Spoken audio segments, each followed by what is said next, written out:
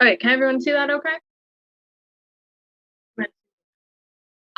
So just like Nathan said, my name is Maisie Hanley. I am the team program coordinator over at Nicole Garami LLC.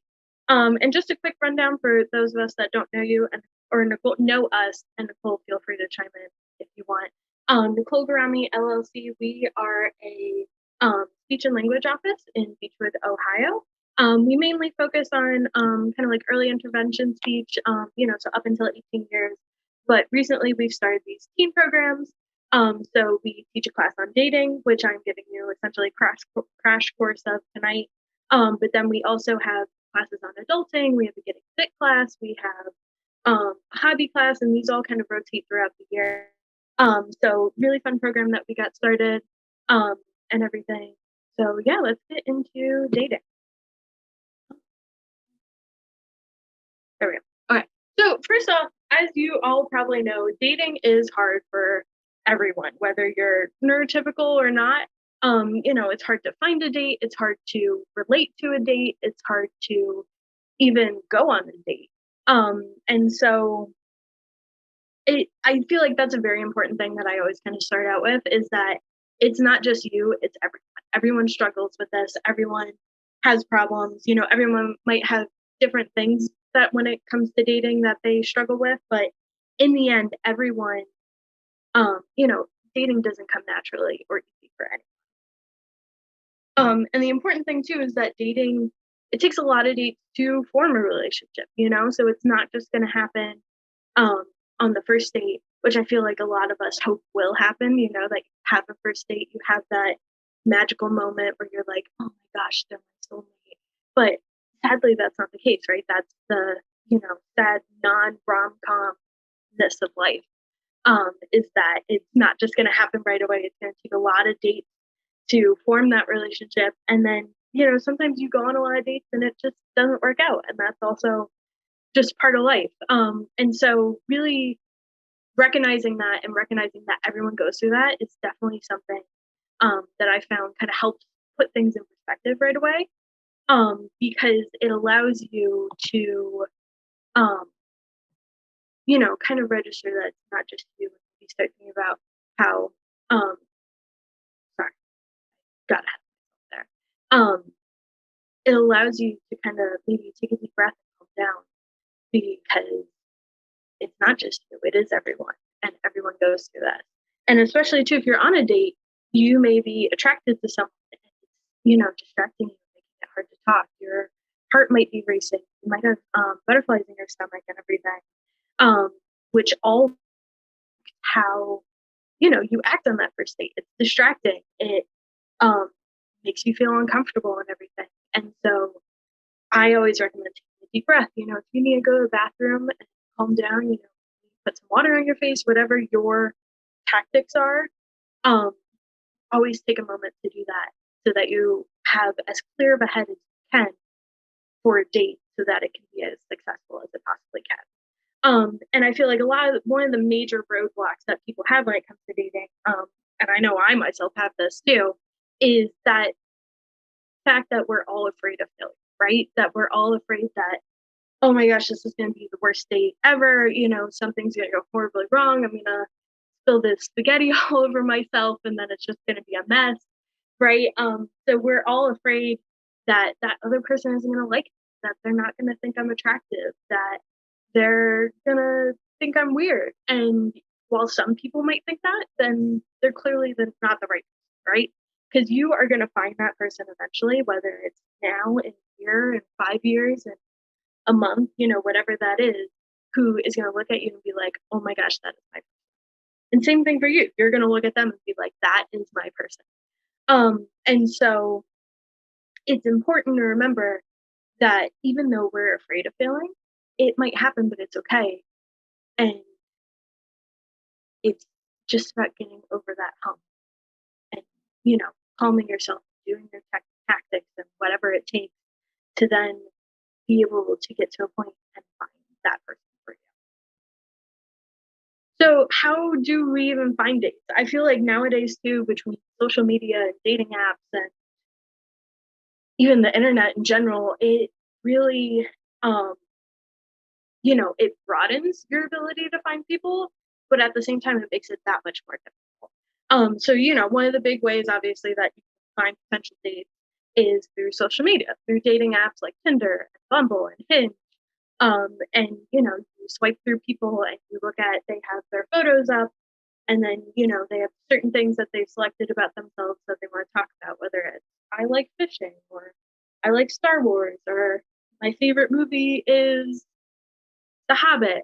Um, while you have all these possibilities, I feel like it's that much harder to connect with someone. You're not talking with them right off the bat, right? You're looking at these pictures and you're looking at these facts about these people. And while it's awesome and you kind of get like a snapshot of that person, you also get a snapshot that they give you, right? So they can kind of manipulate that snapshot to give you their best self, which is awesome. You see the best things about them. But then it also might make it difficult to make a full judgment on that person as to whether they may be a great candidate for dating or not. So with social media too, I feel like a lot of people, it's hard to even get past that talking phase, right? It's hard to get past that phase where you're talking on the app and then actually able to go out on a date in person. And while that isn't great and it doesn't really help people, that is the kind of reality of dating apps, sadly. Um, so I highly recommend dating apps, especially since that is what people use the most. But they aren't always as efficient as they may be. Now, granted, if you're not going the dating app route or even, online, I think like there's Facebook dating nowadays and everything. You can go the route of good old fashioned, real life conversation with someone. You may run into someone um, maybe at work or something, or even run into someone at like a D&D session you go to, or a concert, or a convention, or something like that. And you may meet people there who are potential dates, right? You may have someone who maybe you work with, or you volunteer with them, or you're in a group like this with them. Um, Someone who you know a little bit, and you might be like, oh, I know them. I kind of like them. And, I think they're kind of cute. Maybe I should, see if maybe they want to go on a date or something. You could also be set up by someone. I don't know how popular blind dates are nowadays, I'll admit. But I feel like that definitely is a thing that does happen and still happens. So you might have a friend who's like, oh my gosh, I know this guy, Jeff, and I think he's perfect for you. You should totally go on a blind date. Or yeah, that's normally the way blind dates go. So that's also a very realistic possibility of meeting someone for dates. You might run into someone you used to know. Maybe you went to high school with them, um, and now you're grocery shopping in your hometown, and you run into them and you hit it off, and then it kind of goes from there. Maybe it evolves into a date. Who knows? And then I feel like another big thing for dating, which might be useful too, especially if you like that face-to-face in-person interaction from the get-go, is speed dating. it I like it's basically Tinder in physical form, which I'm sure is what Tinder is basically based on in a sense. um so it allows you to meet, what, 6 to 10 people a night or whatever. You spend an hour and you talk to everyone for about 5 to 10 minutes, and you get that snapshot of a person. But what's really great about it is you get that in-person, genuine snapshot of them. So you get to talk to them, you get to ask them questions that you want before they, can kind of present themselves like on a dating app. So you really get to see people and meet a bunch of people and potential dating partners all at once. Asking someone out. It is always best to be direct from the get go. Nuances are very hard to understand. If you just ask someone out, like, hey, do you want to like go to dinner? It's very hard, as you may know, and I know from experience as well, to understand, is dinner a date? Is dinner as friends? Are there going to be other people there? What does dinner look like? Are there other things attached to dinner, or is it just dinner? And so when asking someone out, it is always best to just be direct and be like, hey, would you like to go on a date? Because then that person knows it's a date, this is what's happening, these are, the expectations that are attached to a date. And so they're really able to get an idea, and same if it's coming to you, um, that it's a date, this is what's happening. And also too, if you ever have someone who asks you out to dinner or lunch or something and you're not quite sure if it's a date, I feel like the best thing to do is ask, right? Because then you know um what's going to be happening and what the expectations are for that interaction. You don't have to ask, is it a date? But you could ask, oh, like as friends, right? And then they can either then they have the option to be like, yeah, as friends, or maybe not. Like, what do you think about something more? So always be direct. I find it just, cuts a lot of inconveniences and misunderstandings that you might have, and then you really are forward and you know exactly what's going on. I also recommend too when you're asking someone out on a date, pick an activity. While everyone loves the classic dinner, I feel like it leaves a lot of room for awkward silences, right? Because you're at dinner, you are eating, but then like once you run out of the conversation topics that you had, you're just kind of sitting there, you only just got through the appetizer, and then now you've got like 40 minutes left for your food to come and then eat it and then pay for the bill. So I always recommend an activity, especially for the first day. It gives you something to bond over. It gives you a mutual activity that you've done that you now have like created the memory about. And it also creates those conversation topics for you, right? So if you go mini golfing, if there's a lull in the conversation, you have the ability to start talking about who's doing poorly, who's doing really good at mini golf. Maybe you're both like really bad at mini golf and you can bond over that, right? Or you can talk about, the crazy hole on the fifth hole and how there was a shark there and what was that, right? It gives you conversations to talk about so that you're not just having to like pull conversation topics out of your brain. You're not having to think about what are we going to talk about next? How long is that conversation going to last for? It gives you these moments in between that maybe would have been awkward pauses, and it allows you to unawkward them in a sense, right? It allows you to not have these pauses and be able to talk about different things. Hopefully, the amount of time that you have total being awkward pauses throughout that day is very minimal in comparison to like if you to dinner or something like that. And I always recommend getting to know the person before you ask them out. If you look at this triangle over here, this is just like a quick little example I have of kind of like a relationship pyramid, if you might call it. You start out as acquaintances with people, and then as you kind of build up your relationship with them, you might develop like a casual friendship, which then develops into more of a bonded friendship. And then eventually, if you start going on dates and this is something both of you are interested in, it turns into like kind of a love relationship as well, right? So especially you don't have to follow this triangle exactly, but it definitely kind of gives you an idea of like, you don't just want to go right from meeting someone to dating them. There are people that do it. It's a little weird. I mean, choice is yours whether you do that or not, but I don't always recommend it. Because then you at least know that person before you start being intimate with them, before you start having these intimate conversations with them, maybe about like what your future life will look like, about stuff like that. So always making sure that you are kind of building those friendships and relationships first off. Also too, another thing I found that I feel like, I don't know, maybe this is just a me thing. Um, I feel like other people have this too though, is that a dating app doesn't always mean dating. Um, when you meet on a dating app, it doesn't always work out and it doesn't always turn into dating. And sometimes it just becomes a friendship. And I feel like that sometimes is a hard thing to grapple because you have this idea in your mind that, oh, it's a dating app, we're going to be dating.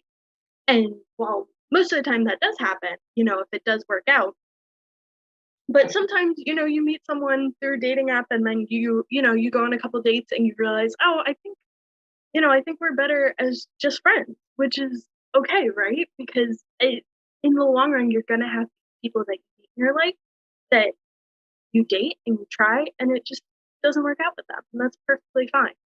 And then lastly, when asking someone out, I always recommend talking about expectations either when you ask them out or on that first date. You can kind of do either or depending on what you're more comfortable with, maybe depending on how much you know that person, what you guys may have talked or not talked about already.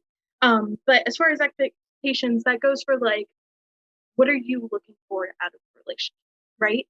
Do you want something that maybe is more emotional or more physical? Do you want something that's short term or long term?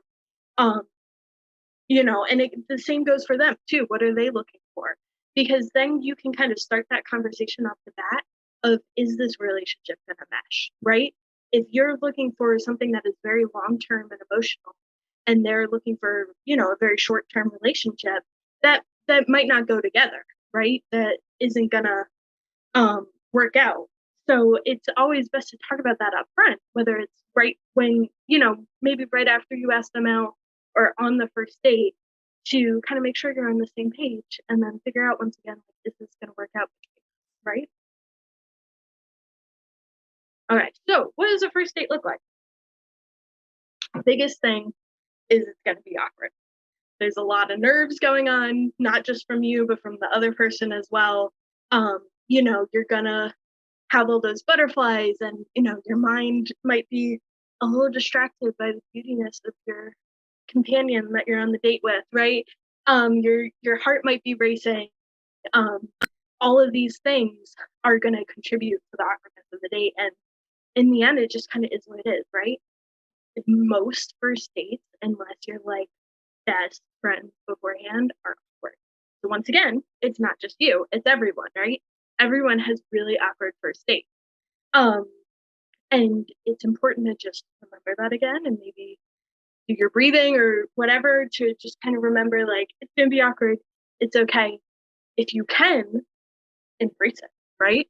Um, I always like to say to make sure it's a conversation, right? I feel like a lot of times a first date can kind of turn into like an interview, in the sense that one person is asking a lot of questions and the other person is answering it, but not really asking any other questions back.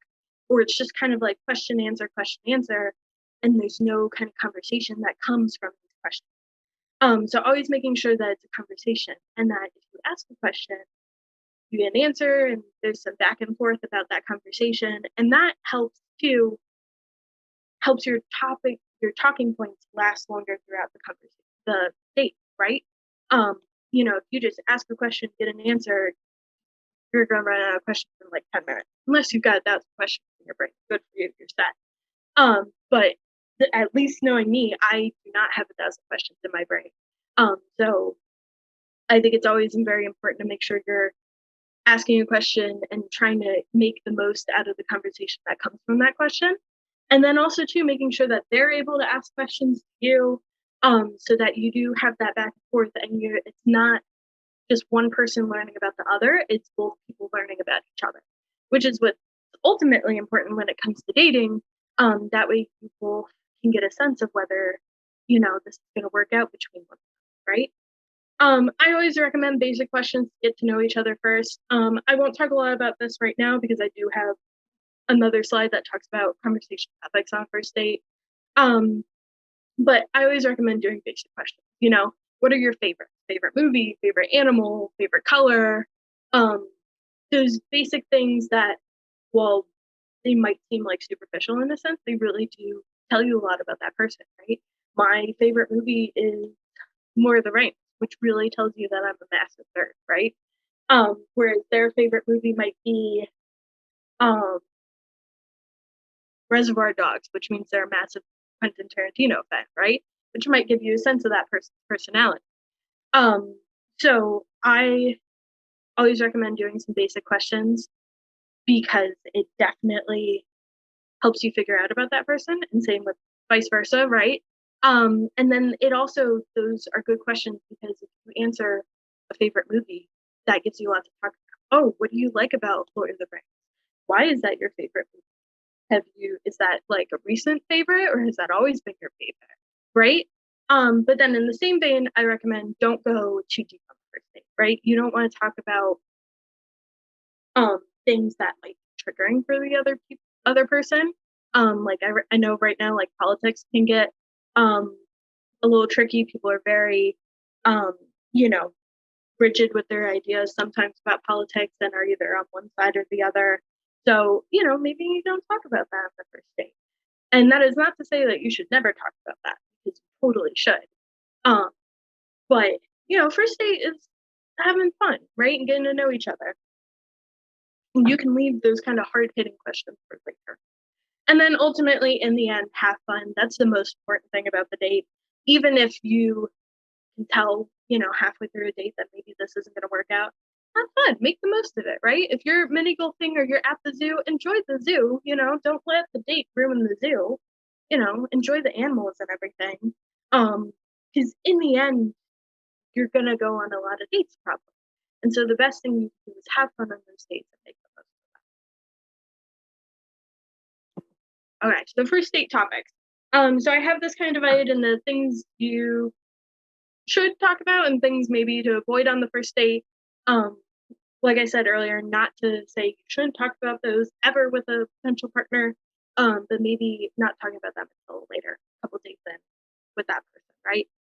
So things to talk about, like I said, favorite movie, favorite animal, books, TV shows, um, artists, music, other things like that. Really getting to kind of know the person, and kind of be able to figure out their personality, what do they like, dislike, and then do they like the same things as you? Do you guys have completely different personalities? And they like horror movies, and you like cartoons, or animes, like really fun, cute animes. Um, so two very different personalities, right? You could also talk about places you've lived. I feel like this is a good talking point to talk about that really can kind of give you bonding over that conversation, right? So talking about maybe where you grew up, if you went to college, maybe where you went to college, if you traveled, you could also put that in places you've lived or traveled. Because there's a good chance that the places that you have traveled to or lived, the other person has some connection to, right? So if you say, "Oh, I grew up in Chicago," they can be like, "Oh, but my grandpa lives in Chicago, and I go to Chicago all the time," right? And then now that gives you a whole conversation to talk about. And once again, it fills up that time on the first date, but then it also gets you to learn about each other, right? You learn more about each other based on those conversations. Um, like I said earlier, expectations. What do you want right now from a relationship? Do you want a long term? Do you want a short term? Are you looking for something more emotional versus physical? Like, what is it that you want out of this relationship? And you can even say what you want out of this date. Is this like the first date you've ever been on and you don't know if it's going to work out and you're kind of just going to kind of see if you can go on a first date and be okay and everything? And maybe tell the person, is it a blind date and Jackie set you up and you're not sure about Jackie and how they set you up on this date? Then tell that person, right? I've found people would rather have you be upfront about how you feel and what's going on than not telling, right? Because then they can make that decision instead of going on dates with you and maybe, falling in love with you, and then you have very different expectations of what this is going to turn into, right? So same thing. What you look for in a partner? Are you looking for someone who cuddles with you every night, who watches movies with you, who goes out to dinner with you? Are you looking for someone who likes to travel or someone who's more of a homebody? Um, Definitely kind of talking about those things. Once again, you don't have to go into like a lot of super detail because this is the first date, but kind of definitely talking about that opens those doors to figure out if your personalities are similar, different, even if you have different similar personalities, they still kind of mesh, allowing you to kind of figure those things out on the first date, which is the most important thing on the first date is figuring things out, right? Um, Common interest. That kind of goes in with favorites, but also it can go into, talking about like, you guys go to Comic Con, do you, um, Do both of you happen to play D&D? Do both of you happen to like going to this one park, in the city that you're living in? Um, so same thing, common interests allow you to bond, but then also find out about each other. And same with hobbies, do you knit?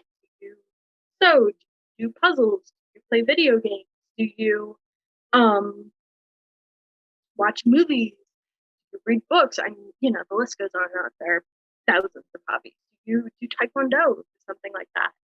Um, Once again, allowing you to get figure out similar things between each other and if it seems like this relationship is going to mesh or not. So things to avoid on first dates. I found it's best to avoid talking about exes on first dates. It tends to not go well. I talked about an ex on a first date once, and then the person later was like, "Oh my gosh, they were talking about their ex. I think they didn't like me or something." Because I found that if you talk about an ex on a first date, especially, people think that you are then comparing them to your ex, whether you actually are or not. That's I found that's what a lot of people think. They just kind of assume that you are then immediately kind of comparing them, whether it's a good comparison or a bad comparison. But then depending on how you talk about your ex, whether it was a good relationship or ended badly or what the situation was, paints a picture in their mind that may not fully represent you just because you brought up your ex. So I highly recommend not talking about exes on your first date. Like I said, politics are tricky, especially nowadays, just with how things are. And while I do agree that you should totally talk about that, especially like before you marry someone, um, not for the first date. I definitely think a couple dates down the line, if it's working out, you're doing good, that's something that can get brought up. Um, and talked about because it is important to see if your ideologies align, what that looks like. But it doesn't need to happen on the first date. Same with religion. A lot of people can be very sensitive about religion. So I highly recommend, unless it is important to what the conversation is, to maybe talk about it a little bit later until you guys feel a little bit more comfortable with each other. Because a lot of times, too, people are very on edge on the first date, right? All those nerves because of their heart racing and their butterflies in their stomach and everything. And so you might say something, and then because they're so nervous about the date, they'll take it the wrong way, right? So I always recommend waiting until you've talked a little bit more, you feel more comfortable with each other, and then um, you feel more comfortable to talk about these kind of trickier conversation topics. And then also same with trauma, it can be triggering to some people. So definitely something to maybe save for later if you ever talk about it. I think that's fully up to you if you feel comfortable sharing certain traumas you may have gone through. And then personal details. This is just like a basic safety tip. I'm sure a lot of you are probably aware on it, but I feel the need to say it anyways. So, not sharing your home address on the first date, your, social security, your bank information, even, things like your mother's maiden name and things that commonly get used to hack accounts and everything. Because while we're, thinking the best of that person we're going on a date with, you don't always know them super well and you don't know what they may do with that information, right? So always just being safe and smart for sure. All right, so setting boundaries. I always want to make sure too that you are setting boundaries that you feel comfortable with. So whether that's something as simple as you don't want to even hold hands on the first date, or I don't want to kiss on the first date, or whatever that may be, um, set boundaries that you are comfortable with. Don't set boundaries based on what society has told you to set, on what your friends have told you to set. I want to make sure that you guys know that when you set boundaries, you set them based on what you yourself feel comfortable with, right? Because in the end of the day, those boundaries are there to protect you in a sense, and make you feel more comfortable. And the last thing you want is to be uncomfortable with the boundaries that you set. And also, too, don't let anyone change your boundaries. A lot of people will try to, if your boundary is, I don't want to kiss on the first date, and someone tries to kiss you, and then they make a big deal out of it and they try to change your boundary, that is just not acceptable on their part, and that's a whole other thing. But especially too because your boundaries are your own and people should be respecting that. And if they're not respecting your boundaries, that's an issue, and maybe that person isn't someone you want to date, right? Um, Now, granted, down the line, if 5 years later, right, you had a boundary of I don't want to kiss on the first date. 5 years later, you're still dating, and you yourself feel comfortable about maybe changing that boundary slightly, and doing a peck on the cheek at the end of the first date. That is perfectly okay. But you should make sure that you are changing the boundary based on how you feel and not how anyone tells you to change it or society or anything else. And then once along with that as well, everyone has different boundaries, right? Everyone is going to be comfortable with different things at different time points, especially when it comes to dating. And that's perfectly okay as long as everyone is respecting everyone else's boundaries, right? There should be a mutual respect among people that maybe my boundary isn't that I don't kiss on the first date, but I'm going out with someone who that is their boundary. I should respect that and be like, "Cool, that's not my boundary, but I'm glad that that's your boundary and you feel comfortable with it. I totally respect that. We can kiss at a different point." So just remembering that too, especially too if someone's boundary is different than yours and you're maybe expecting a kiss at the end of the night and they don't feel comfortable with that. And then consent, I'm not going to go super into consent because when I teach this class, I do talk about consent for an entire night. That's how long we talk about it. But the important thing is no means no. And that, once again, with boundaries, you should not do something with anyone and vice versa. They should not be doing something with you if you are not comfortable with it. If it is okay. Um, and everything. It is very important that you do what you are comfortable with, and that if you say you are not comfortable with something, people, and that too, you not only should people be getting consent from you to kiss you, hold hands, hug, whatever it may be, but that you are getting consent from people too. I found the best thing to do, while it might seem a little awkward at first, right, is simply asking, "Hey, are you okay if we hold hands? Do you mind if I give you a hug?" Because that gives them that direct verbal question that they can then answer, right? Because same thing with asking people out on a date and you want to be direct. If you do a little like nudge and wink and then hold your hand out for holding hands, not everyone's gonna understand what that is, right? So simply asking, "Hey, are you comfortable holding hands?" And then they can give you a simple yes or no answer. Um, Really, is consensual. It allows people to tell you whether that conflicts with the boundary they have or not, and overall creates a better time. So love languages. I'll admit I am not an expert on love languages, but I do think they are important to talk about, and I do think it is helpful when it comes to creating relationships with. So the whole idea about love languages, if you don't know anything about them, is it's this idea that everyone has different things that they essentially want to receive in a relationship, and everyone has different things that they want to receive in a relationship. So if you look at this love languages um, diagram that I have here, it can be physical touch, which is holding hands, maybe cuddling, things like that.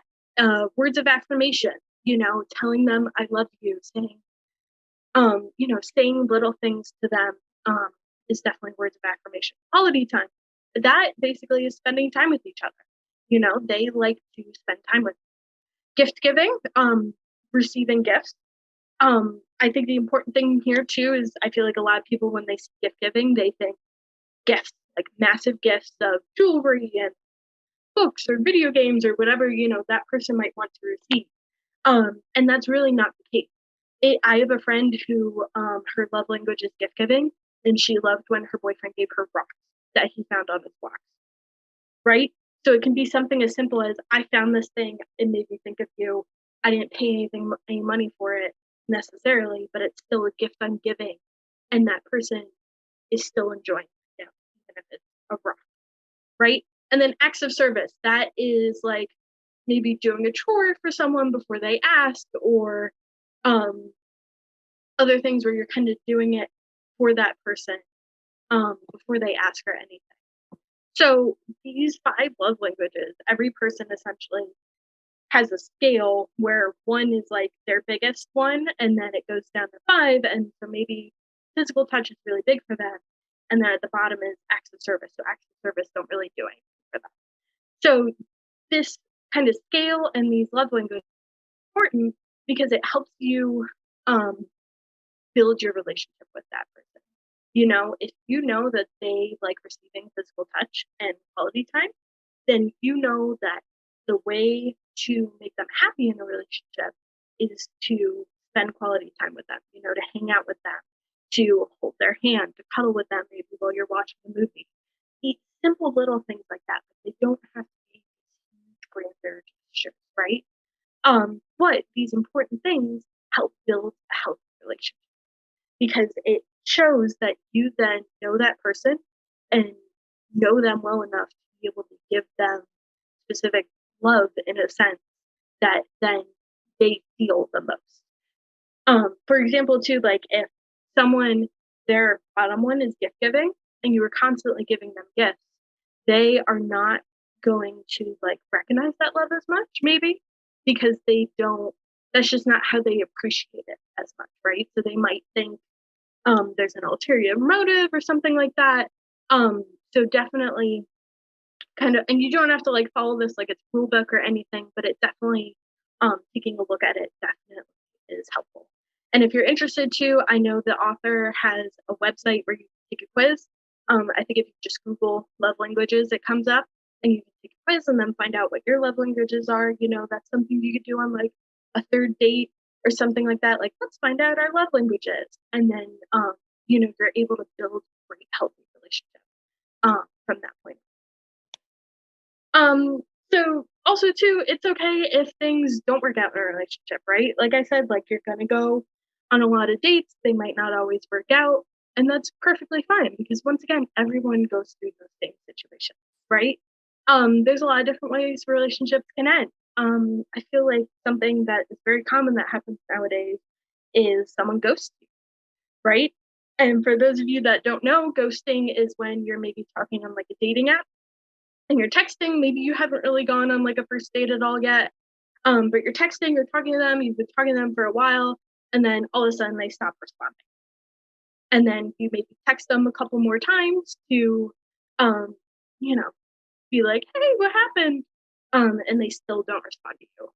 And so sadly, that is a thing that happens, but it should not be anything to discourage you because there's going to be more opportunities. There will be more dates for you in the future. There will be more people you match with, talk to, and meet at speed dating and meet at these events that you go to. And so it is important to make sure that you're not getting discouraged by people saying it's not working out. It's also too something that I recommend is that if you're meeting a bunch of people a certain way and it's not working out, maybe trying a different way, right? You know, if you're meeting a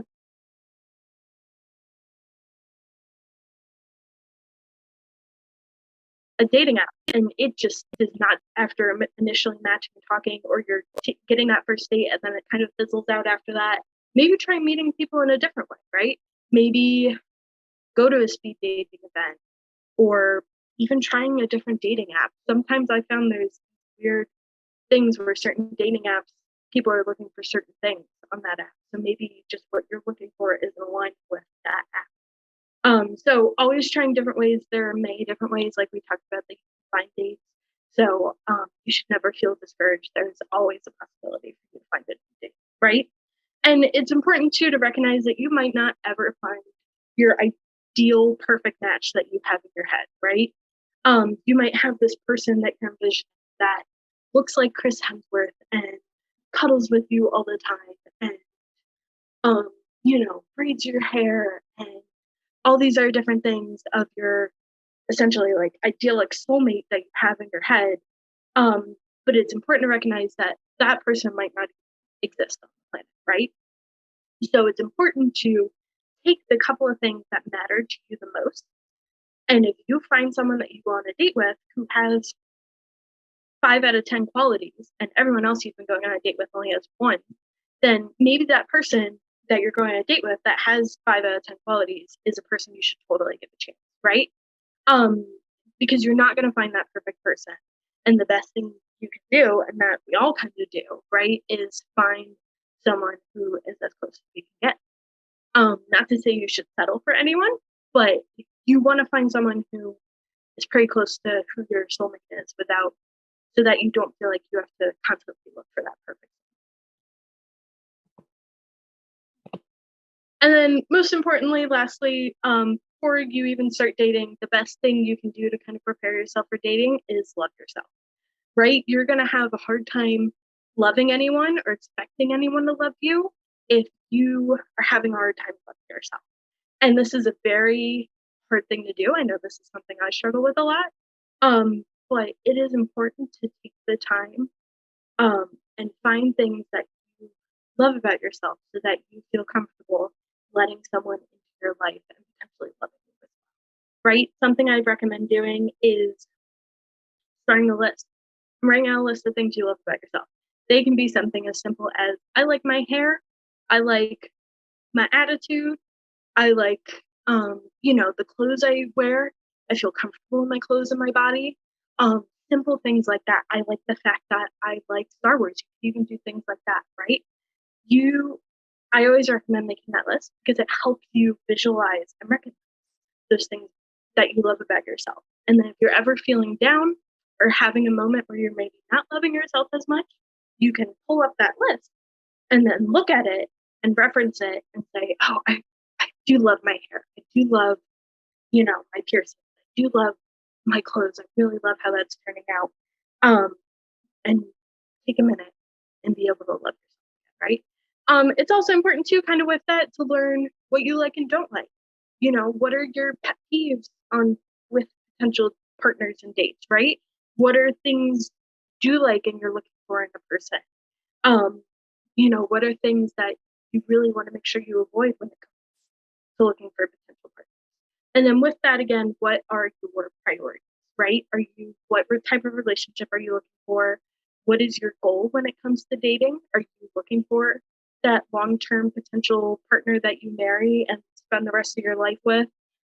Is that not your jam and you're looking for some people to kind of hang out with throughout your life? And maybe it goes somewhere, maybe it doesn't, but it may not be a forever thing. All these things are perfectly okay. But I highly recommend taking the time, especially before you start dating, to kind of sit down and recognize these, right? And I'm sure too, if you go online, you can find um, like prompts to help you do this, so that you're not having to pull it all from your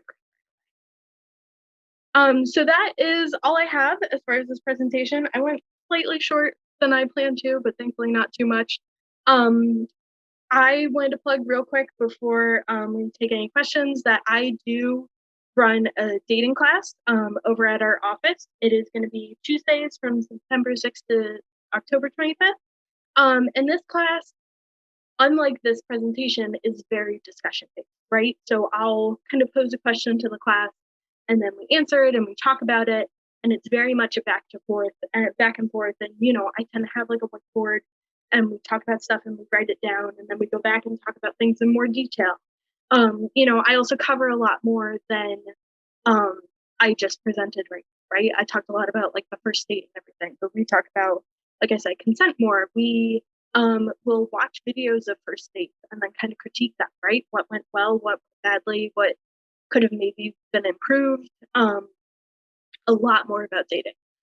Just so you know, this dating class is 18 and up, just because sometimes some frank topics get brought up by people who attend it, and I just want to make sure that everyone in the room, is kind of an adult and prepared to kind of handle some of these frank conversations that might happen. Registration is open, so feel free to email me at the bottom of the slide. I think Nathan also has it and can give you my email if you're not able to write it down now. We'd love to have you. And the other big thing is it is in person right now in Beechwood, Ohio.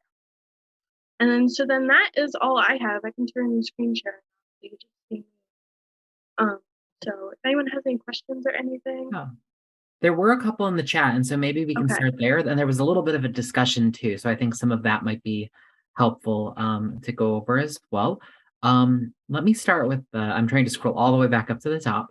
But the first question was right here. Um, what are some tips on staying safe during dates, mainly about dating app dates, since some cues, red flags we may have a hard time seeing? Yeah, so biggest safety tip that I have about a date, especially if it comes from a dating app, is somewhere public. Go to a restaurant, go to a busy park, go to a zoo, go to, even like the mini golf, like I said. The more public it is and the more people that are around you, the safer you are going to be in the long run. Because God forbid they, try to do something to you, there are other people around who will see it, who will hopefully help you. And it'll be a lot easier for you to ask for help if you need it in a public place where there are people around you. Whereas if you're like at your home, right? And that's another important thing too with safety. Like, don't invite them over to your house right away. They don't need to see it. They'll see it eventually if it works out. But once again, kind of like the sharing the personal information, um, I highly recommend not like inviting someone over to your house on the first date and vice versa. Don't go over to their house. Make it as public as possible. And I mean, that's the biggest thing, making sure it's as public as possible. Yeah, that's really helpful. One of the other things that I thought of, like, what about something like letting a friend or a trusted family member kind of know as Yeah, well? always too, you can always, share your location with a friend. Let them know you're going on that date. Always, you could always too set up a phone call with them. This date starts at 2 o'clock. And if you don't hear from me by 3 o'clock, give me a call.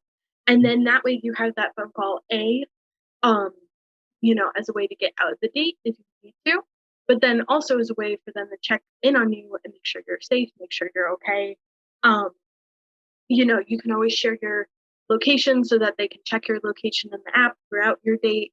And if they see that you're not at the place that you said you were going to be, they can either call the cops, they can call you, depending on what the situation is, where your location is, everything. One of the individuals in the comments also had some feedback about the politics side of things. I know from like the LGBT perspective, sometimes you want to kind of get a little bit of a cue to figure out if it's safe or comfortable. So sometimes I think like how concrete would you say some of those rules are about do not talk about things? Would you say that culture things impact that, or what are your thoughts on that? I would say they're not super concrete. And this is all my advice. You can either take it or not, depending on how you feel.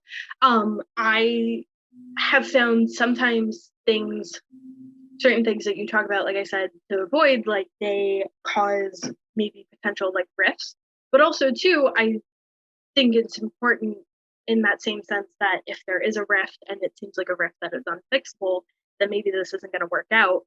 Um, I think it's really up to you on whether you feel comfortable talking with those topic about those topics, right away or later on. A lot of people are nervous on the first date, and adding politics and stuff in there just makes it worse. And it, is really hard to kind of focus on the date and everything. But if you are LGBT and that is very important to you, and you want to make sure you are in a safe space, which I 100% agree with, then maybe even bringing up more like subtle topics. Like I can't think of one off the top of my head, but instead of outright asking like, "Oh, what's your political alignment?"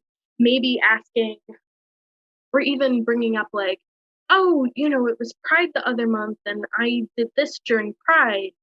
Um, and their reaction to you talking about that can kind of give you a sense if you're able to pick up on their reactions as to whether they are for LGBT rights, if they're not.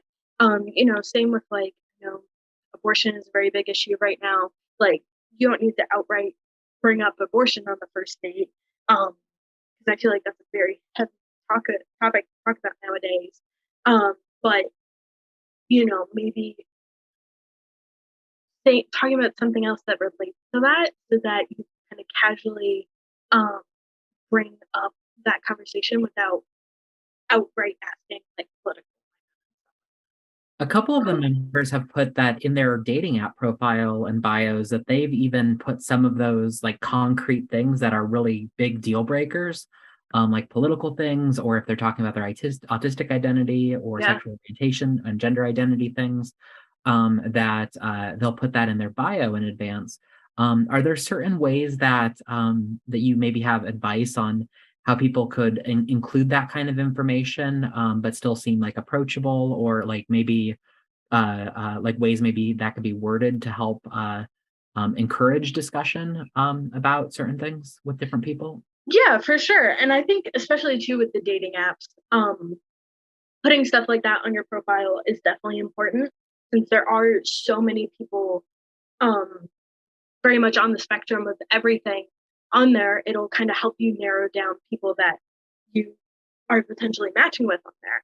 So I know even like I think it's Hinge or something where they give you options right away instead of you inputting it yourself of what's your political alignment? How do you feel about kids? How do you feel about alcohol? How do you feel about weed? How do you feel about a couple of different things? And so I feel like that is very helpful and it allows you to answer these questions and give that information right away without like having to put it in your profile and making it more like here it is. I'm taking the time to do this that might be other people might not.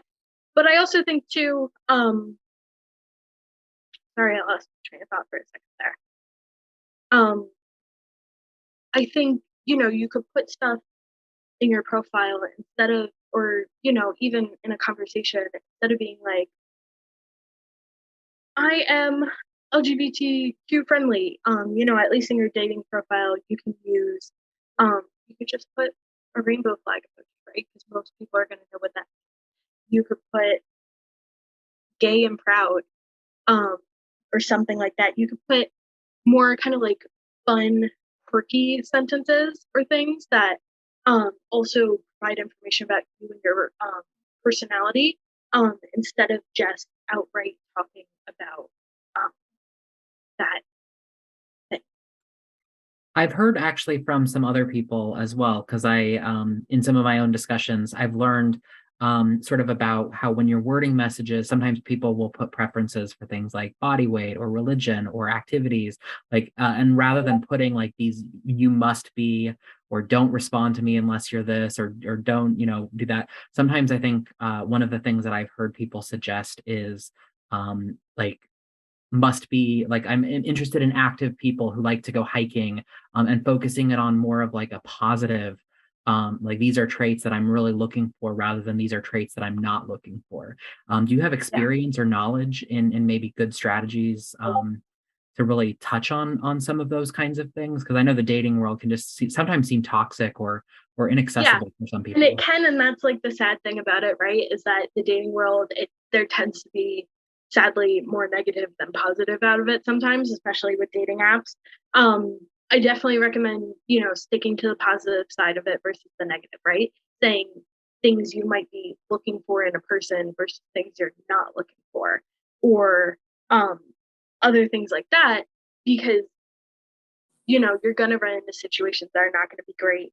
And the best thing you can do is stay positive about it throughout the entire time. We had so if people want to use the voice chat, people are welcome to do that. Feel free to interject, or I'll continue reading the comments as they kind of come in. Um, does anyone have a question real quick? I see Decidui, you unmuted. Oh, maybe that's not a question. Uh-oh. Yeah, I think one of the members in the chat did voice an interesting question, though, that sometimes it can be a time saver to mention, your neurodivergency, your identity, some of those political positions that you might have, or hobbies or things that you have, just as a way of kind of, it can be helpful to sometimes narrow down the pool so that you don't have to have those difficult conversations, if you know from the get-go that it's not going to work out because maybe you're just so unaligned with certain things. Right. Um, so it can narrow some things down like that. So I think there are some ways that you can add things like that that are positive. Yeah, and I think definitely like building, if you're using dating apps, building your profile in a certain way where you are expressing that, or maybe a picture is you at Pride, very clearly at Pride, or other things like that that are giving a people, because you're essentially creating a window into yourself and your personality, and so putting things in there that allow people to see your personality and follow. Like I personally don't love the snap judgment side of dating apps. I Mhm. think it also is important in that sense, right? Because if they are not going to like the fact that you're neurodivergent, the fact that you are LGBT friendly, the fact that, any other thing, um, putting it in there definitely does help, especially with dating apps when you don't know the person as much, um, to find more people that align with Question that I thought of, so this is more from me. you. Yeah. With that, so of course we want to make sure that our profiles are maybe detailed enough that we can like eliminate those concrete deal breakers. Yeah. But what if we are talking with someone who maybe just doesn't know a lot of our interests, or maybe they have different interests, or maybe they're not, they're good in some ways, but maybe we're just not quite sure. Do you think it's worth giving it a chance, or what are your thoughts on how to proceed in those kinds of situations? I think most of the time that is going to be up to each individual person. Some people don't mind and are willing to spend the time and get to know that person, and whether that turns into something or not is okay. But I know some people, like myself, I get frustrated very easily if things are just not, um, working out from the get go, or we don't have common things, or we don't, kind of see eye to eye. Um, I think that really is going to depend on each person. I think you can either keep talking and see if it goes anywhere, and if it doesn't, it doesn't, or you can, kind of stop it there. And you can, you don't have to ghost them or anything, if you don't think it's going to work out, but you could at least say like, hey, I don't think, we're on the same page here. I don't really see this working out in a relationship. And one last thing, because I know we have like 1 minute left. Yeah. But we have a lot of self advocates who are interested, and I'll make sure that they'll have your contact information and how they can get connected with the group and learn more. But we also have maybe some professionals or family members or things that are or others who are interested in maybe supporting a loved one or supporting a client. Are there any good strategies that you might suggest, like a quick intro tip on how maybe you can support your loved one or a client who might be interested in seeking dating, like maybe a good professional strategy or something like that? Yeah. Um, I mean, going back to dating apps, I think the big thing is staying positive about stuff. If you have like a sibling or a child or someone who is dating, you're trying to support them, the big thing you can do is stay positive and encourage them, right? Especially if they're getting discouraged very easily. Um, making sure that you're encouraging them, they're going on dates, which is a very big, hard thing. And anyone. So, maybe kind of helping them stick to the positive side, I think would be very helpful. I think um, I had a thought and now it's gone. See if it comes back. Nope, it is not coming back. It's okay. Those kind of like I call them like information highways where sometimes you miss the exit and you have to wait Yep. a while and then figure out how to turn around and I'll reroute. think of it as I'm falling asleep tonight. Is That's what'll happen.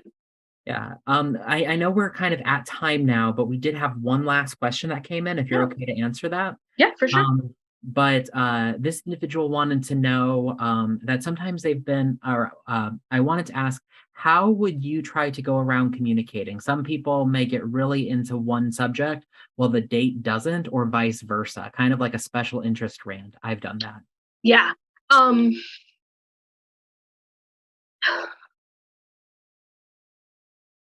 it's tricky because especially if that special interest isn't, I mean, if that special interest is something you're interested in, I'm sure it will kind of work itself out and you'll be able to intervene and talk about it and everything. But if it's, if they're talking about Star Trek and you hate Star Trek, um, it's hard to always find a point in them talking to be able to kind of butt in and be like, oh, let's, talk about this, or oh, speaking of this one thing you talked about Star Trek, let's talk about this thing.